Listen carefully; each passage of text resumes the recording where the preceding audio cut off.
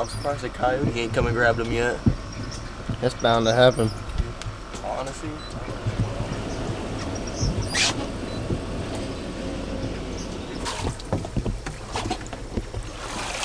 What's up, everybody? I'm out here on Harris Lake. I got my dad right here. My brother's running the camera. You'll see a lot of him later. Right now, we're filling up the bait tank, whereas we're gonna run down to the lake, try to catch some bait, because today we're crappie fishing. We do have crappie minnows that we're also gonna use, but if we can get fresh, live bait straight from the lake, it might increase our odds a little bit. So stay tuned, it's gonna be a good one.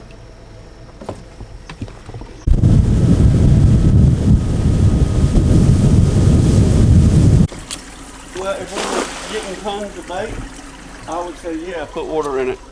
But we have not been able to get, I mean, like literally, what should normally take one throw is taking an hour. It's just, we had a big shad kill off this winter with the cold, and they just have not made their comeback yet. They will. But right now, it's just been tough. Yeah, you got one, and I see one. I see a lot of microscopic ones.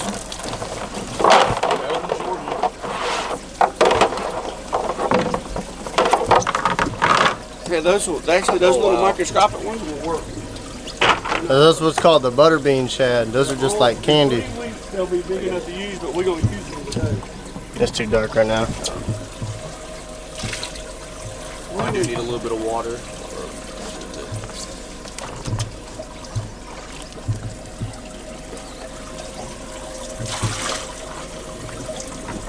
Problem is they die so easily whenever they get in the net. Yeah.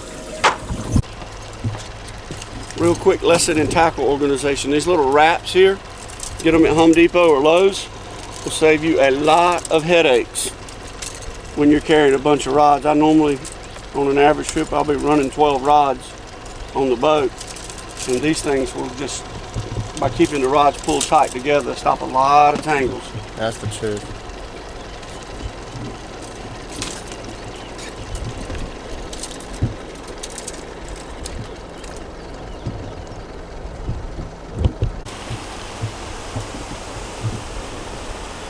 Somebody else coming to catch some bait. Good luck. Hey, we can move those scissors up there, Robert. This bridge on this lake, it's no secret on the lake that that's where you catch your bait. So we usually try to get here pretty early, just so we don't have to deal with the crowd of boat traffic. Because when you get 3 or 4 guys trying to catch bait in a 20-foot area, it can get hectic, and that'll scatter the shad big time. So the earlier, the better when it comes to getting your bait.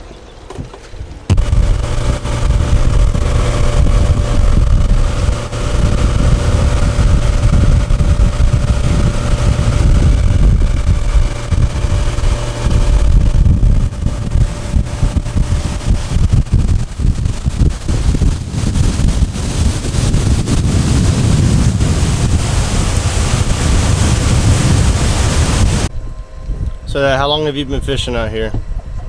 Wow, this is 86, 87. Pretty good while, guiding since 15. Who taught you everything you know about this lake? For anybody that's coming out to learn a new lake, how did you learn this lake? Well, back when I was fishing bass tournaments, I learned a lot about it, but day-to-day guiding on it, Captain Greg Go Fish with Go Fish Guide Service kind of took me under his wing, and we would meet out here and I'd just be fishing, and he stayed on me for 3 or 4 years. He's like, you need to start guiding, man, you need to start guiding. And I just never, had the nerve to pull the trigger on it, and he kind of pushed me out of my comfort zone, and well, I guess the rest is history. But if I was coming out here today to book a guide, because I'm only doing it part-time now, Greg Go Fish is who I would call. Captain Greg Go Fish Guide Service. He knows this lake better than anybody. He's been out here a long time. And we'll talk to him later today. He was out here earlier catching bait, but the man knows his lake. Okay, everybody, as you can tell, it's a lot brighter out now. The first spot we went to didn't have the amount of fish that we were hoping for, but this spot right now, we've been looking at the depth finder. It looks really good, so it's a good time of the morning right now. So we're gonna start fishing and show you guys what we catch. Hopefully it'll be enough for lunch, so stay tuned. Captain Brad's hooked up. Is he a good one?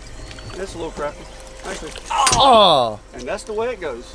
Well, That was a good fish. It might be on the shad bite, not the minnow bite. alright, well, we'll try again. We'll catch another one. Strike one. Alrighty, folks. It's that time of day in most fishing trips. Snack time. Our go-to snacks are usually the peanut butter crackers. It's like 7:20 right now. We've just been hitting spots looking for fish. They're really scattered today. We haven't found anything that they're really holding to. And we don't know if it's the overcast that's hurting us or not. We're trying to find excuses, but we'll find one eventually. But it's been a pretty late bite lately from what I've heard, so we still got plenty of time before we're expecting to get into them. So for now, Just keep hitting your spots until you find an active bunch. yep, we'll keep on looking and keep on snacking, and then we'll get to the fishing eventually. Oh, there you go. Hunter's fish. hooked up. Doubled up, boy. Oh, we're doubled up. Nice Hunter's got him a nice crappie. There we go. That's a good fish. Oh yeah, that's an eater. Keepers Two right nice here. crappies back to back. There we go. Not a bad start. Going in the box. Just had to find the right treetop. You know, it's just We've been riding around. Looks like we're starting to find them now. eaters. Woo! Man. They hooked up as I was getting my rod ready, so now that they're getting hooked up, I'm gonna get mine in the water. Fisher's hooked up. Woo. That's a good one. Come here, boy. That's lunch later. There you go. I'm gonna go set him in the box. That's a good, pretty good little fish. Well, he get his second win. Oh yeah. Oh, that's a, Oh, good that's a one nice right there. one. Pretty one. Oh yeah. Good 11-inch fish. That's good. I'll make a good sandwich later. Good class of fish to be catching.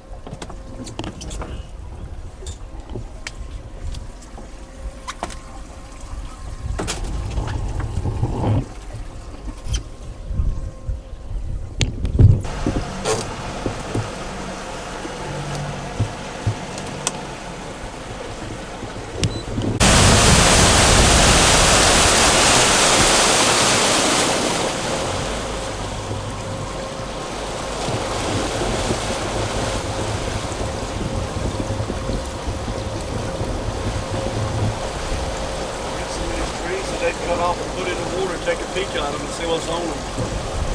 We already had some. When they cut that one off, we already had some stuff.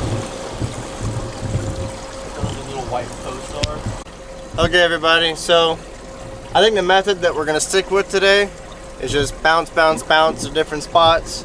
Try to pick off what we can from each tree or each structure that we're at, and go on to the next one, because the fish are really scattered right now. So there's not a whole lot at every spot. Before I got here, they said there's been a lot of rain, so the water temperature has dropped a little bit. It is a little bit cloudy today, so the water is not as clear. So you wouldn't think that matters to us, but bait fish, they can hide more in this darker water. But when the sun's beating down, that water's brighter. They got a hold of the structure. The fish will go to the structure after them, and then when it gets on those super hot days, those fish will hide in structure just to cool off themselves. So the odds are not totally in our favor, but we're making it work. So we're just gonna keep hitting spots and then keep on pulling off what we can. So we just got to this spot. We're gonna get some lines in the water.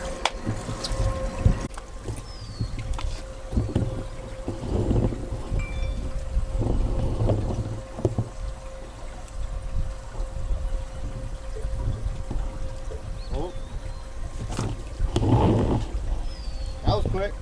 You can always depend on one to be sitting by those pilings. Oh, that's a good one, looks like. Woo! Get him in. There you go. That's a good one right there. Not bad Yes, at all. it is. I'm gonna go set him in the cooler.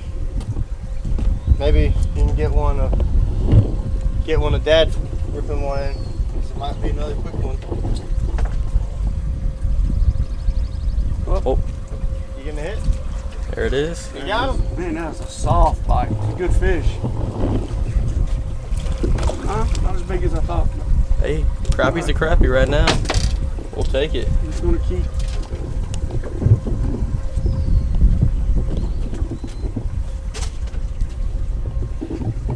Are you want me to film some? No, I get it.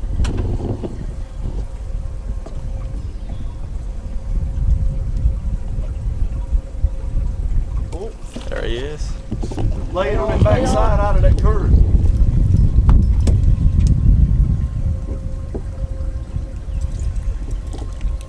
Another good one. Oh, it's a big old bluegill. Oh, there you go. For a lake bluegill, that's a good size. Not They don't bad. grow in lakes like they do farm lines. He's really pretty. Look at that guy. Some good colors. Trying not to block him too much. He's got some Yeah. purple. There he is, Hunter. Oh. Oh, paws got hooked up. Oh, that bad. That's a crappie there. Yeah. Oh, yeah. There you go. Getting into him now. Beautiful colors. Mm-hmm. Oh, There he is. Nice he ripped crappie. his face off. I won't lose in another one. Ooh. There you go. There we go. There's definitely a few laying up there. Well, he was Choke it? hungry. Got it down a little I got bit. some pliers if you need it. I might need them. There she is. Pretty one. Nice. To the cooler. Yep. I got you in a minute. Save your steps. Thank I'll you. bring you. I'll spoil you and bring you a bait back. That's not being the first thing anymore. Taking me to school, son. Yeah, that's a There's little one. crap. Oh, I missed mine. There he is. It's number 2 for me at this spot. Not the Nice. biggest, but they're good eaters. Putting them in the ice chest.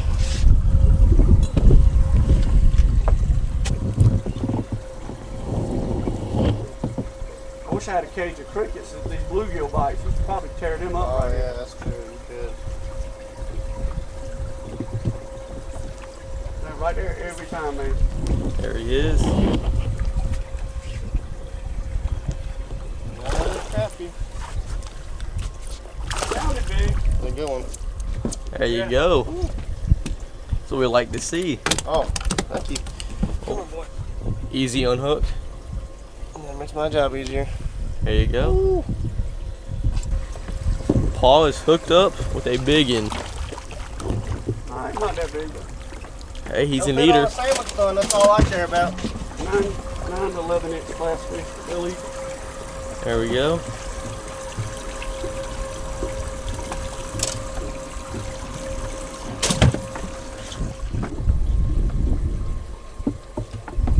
Oh, saw that one hit. Sweet.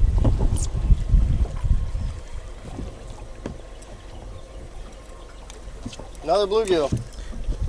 Wow. Now, if you had a cage of crickets or worms, you could have a good time right here, right now. Oh Well, now yeah. you know where to come back to. Mm-hmm. I've never caught bluegill consistently at Harris. That's awesome. We're not much on keeping these guys. One, because I think they're just too pretty to look at. And two, we got crappies that we can eat. Yeah, that was a pretty one. We got a lot of purple on them. It is. Yeah, I still There he got goes. my minnow.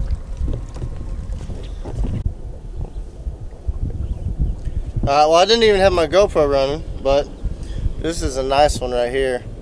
He is really thick across the back. He's gonna taste really good later. I'm telling you. I'm gonna throw him in the cooler. Moved in here. Oh, he's got something big. Oh, I saw You just have to wonder why that crappie bite suddenly stopped, and here's the answer. some Oh, It's a bass. big old bass. Stop this. Oh, we got him. Daggum green carp. Green carp messing up my crappie fishing. Let's see That's him. a chunky dude right there. Oh yeah. That's why your crappie bite stopped. Look at that guy. Old chunk. Show Nice, it to me. healthy, good belly. Yeah. All right, folks. We are all headed back to the boat ramp now. We're gonna load all of our equipment up, load the boat up, head on to the house. And we're gonna clean these crappies. It's gonna be good. So we'll catch you guys when we get back there. All right, everybody. we're back at the house. We've got everything set up for filleting our fish. What's up, Tree? We got a pretty good sized crappie here. I'm just gonna go ahead and demonstrate with this one. The smaller ones can be difficult to do sometimes, so I'm gonna do this one because it's super easy to show. I've got everything set up. A lot of people, they use a normal fillet knife, but I love using an electric fillet knife for crappie. I just do it, you can go through them a lot quicker in my opinion if you have the experience and you don't have the feel of everything you need to feel for with the electric knife, because it goes way faster than any fillet knife. So I've also got a bowl, just some ice water in here. I set my fillets in the bowl whenever I'm done with them. And I've got a bucket for all the scraps that's left over. We're actually gonna save these scraps because we're gonna use them for catfish bait. So without further ado, we'll get everything set up so y'all have a really good view. All right, so first thing I like to do is I like to come under the fin. You can just cut right through it if you want to, but that could fragment little pieces that you don't want to get in your nice fillets. So I like to get it right against the fin, and I like to cant the blade at an angle, because if you just come straight here, there's a big chunk of meat right here you could be missing. So I like to come at an angle, almost parallel with the gill plate, and I just start cranking. So through experience, you'll feel the backbone. Anybody that fillets a fish knows you don't want to cut through the backbone. It'll just make it more difficult. So at this point, I'm going to cant my blade and just ride the backbone all the way down to the very end.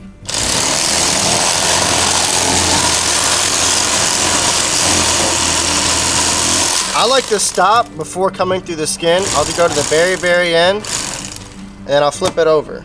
So as you can see, hardly any meat wasted. You can see the backbone. It's really clear, really good white meat. So if you can see all the bones, that means you got just about everything you can. So I'm gonna do the same thing. I'm gonna ride the skin all the way out to the very end of this meat. You don't want to come too far down because you'll cut the skin. So I come in at an angle. As you can see, that skin has absolutely no meat on it. So at this point, we'll set him aside for now. I'll show you how I take the ribs out of the fillets. Is with a crappie fillet, it's like a Y around the rib bones. So there's your main fillet here, then there's also a little strip of meat here. You don't want to waste it. So I'll just trace the rib bone back to the center, and I'll rearrange it. I'll trace the rib bone back to the center. And if you have to, keep going. You can do that with a fillet knife. I also like to do that part with a standard, just a fillet knife that's not electric, just because you can really feel the bones. So as you can see, no meat wasted on the rib bones, and you've got a beautiful fillet that you can fry as is, or if you like to chunk it up and make little nuggets, that's also good. So it's a little bloody right now, but a little dunk in that, you can see how white that meat actually is. That is good meat. We're gonna save these scraps, and then I'll do the same thing on the opposite side. I like to come in under the fin at an angle, down at the bone, then I'm gonna cant it.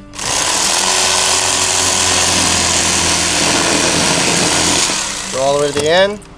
As you can see all those bones. I didn't miss anything. I'm gonna ride that skin all the way out. As you can see, nothing on the skin. I'm gonna trace these rib bones. Don't want to forget that little piece at the bottom. Scraps, all that scrap. And then you got your fillet, a lot of good meat. And I just set it in the water. All right, everybody, so I just showed you how we do the crappie. I like to use the electric fillet knife, like I said. It goes by really quick. I could do it even quicker if I'm not doing step-by-step instructions. So, me and my brother Hunter, we're gonna get the rest of these crappie out of here. We got 14 left in the cooler. We're gonna knock all these out, and we'll see y'all in the kitchen. We're gonna fry them up for you. All right, guys, we're back in the kitchen. As you can see, got a little bit of a head start. All I did was we took the bowl full of the ice water and the fillets. I washed them in the sink really good because you want to wash off any scales or any matter from filleting all the fish. And in this bag right here, I have half and half mix of Louisiana fish fry, and Moss seafood breader. So it's half and half, and then I also sprinkled in, not an overwhelming amount, but enough that you can taste this Everglades seasoning. It's super good. I like it on just about anything. So I just threw in about 5 or 6 of these at a time, and I'm gonna keep shaking them up so they're fully coated. Again, you always gotta watch and make sure you don't get anything nasty in there, like any scales or anything from filleting them all. So we'll finish up this little batch, and they're gonna go in the fryer. Make sure it's sealed good, because you don't want all this to go all over the kitchen, then your mom might yell at you.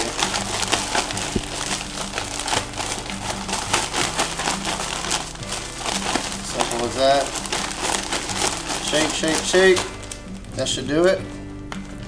I'm gonna go in here, shake off all the excess back in the bag, because you don't want to get it everywhere.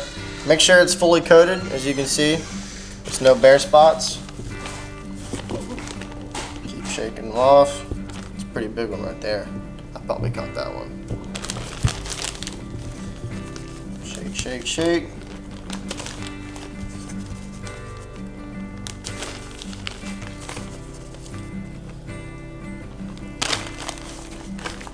Almost there. You always got to make sure you find them all. Yep, found another one. And I believe that's everything.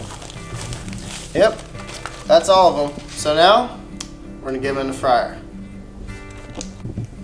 Alrighty, so Fisher just batted up all those fish, and I'm gonna be on fry duty. So the first thing is you just want a little pan like this. Then we're using a cast iron skillet. Put a little bit of oil so the fish can sink in all the way. For the temperature, the thermometer, it's at about 350, just under that. The goal for that is between 325 and 350. If you don't have a thermometer, you can get a little pinch of your batter, like anything flour-based, and do a little sprinkle. It'll sizzle a little bit. That means it's at the right temperature, and the fish is ready to go in. So the first thing we're gonna do is get the fish. Careful to lay it in. Don't just drop it. You don't want to burn yourself. I just do a little bit at a time because the fish will cool off the oil pretty quick. So I'm gonna do about 3 or 4 at a time because these are some big fillets. And for how long you're cooking them, it's gonna be typically 3 to 5 minutes. Depends on how thick the fillet is. If you don't want to time it, you can always just look at it. It'll get nice and golden crispy, and it'll start floating a little bit. That's kind of the key thing to see whenever it's ready. And I have my tongs right here. If you kind of watch and see, they're starting to darken up a little bit. But quick little note: since we're not deep frying them, we don't have a big tub we're frying them in. It's sometimes good to flip them about halfway through. That way you know that they're evenly cooked on both sides and evenly browned. yes, that does work. So these have been going for a little bit now. So I'm gonna give them a quick little flip. You can see they're starting to brown a little bit. These might not float all the way just because it's not completely full of oil. This is like a little bit easier to manage though if you don't want to have a giant pot of oil for a few little fillets here. So you're not using a lot of oil. You can see kind of the edges right here starting to crisp up a little bit. Gonna get the heat up because our temp dropped about 20 degrees just by adding those 3 fillets. So you gotta manage it because you don't want to get it too cold because your fish will cook too long and they'll get soggy. If you leave the heat on, it'll get too hot and it'll burn the fish before it actually cooks. Alrighty, these fillets have been going for a few minutes. They are just about done. Nice and crispy. One way you can tell that they're also done, it's not bending and flopping around. It's nice and hardened up. Got a good shell on it. We're gonna shake it off with a little drip. Get the grease off. Drop it on that plate with some napkins to soak up some of that excess so it doesn't get nice and soggy. You want it to stay crispy. Give that a little bit of a shake. Set her down. And all these look delicious. Nice and golden brown. That's the way you want them. Set it down. Let the grease soak up a little bit so they stay crispy. We're gonna get the rest of these fried and we'll be ready to eat.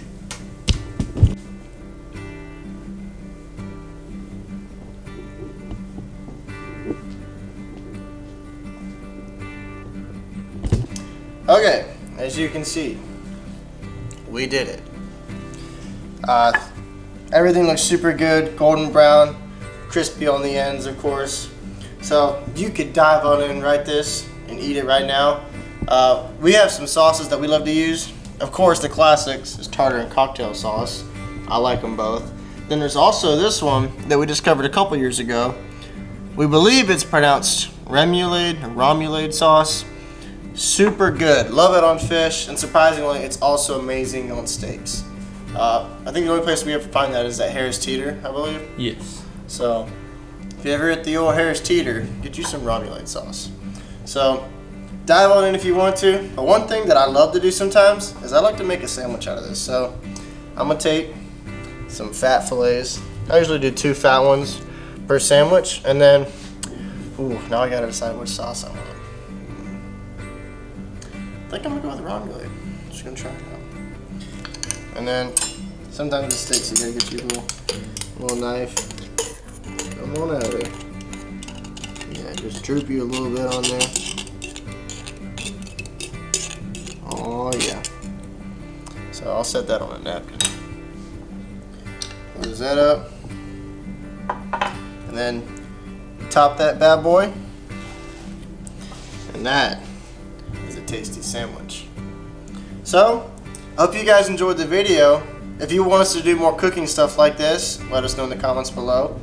Like the video and please subscribe to the channel because it'll help us grow and make better videos for y'all. So, we hope y'all enjoyed the video. We're about to enjoy this. Thank you. Oh, God.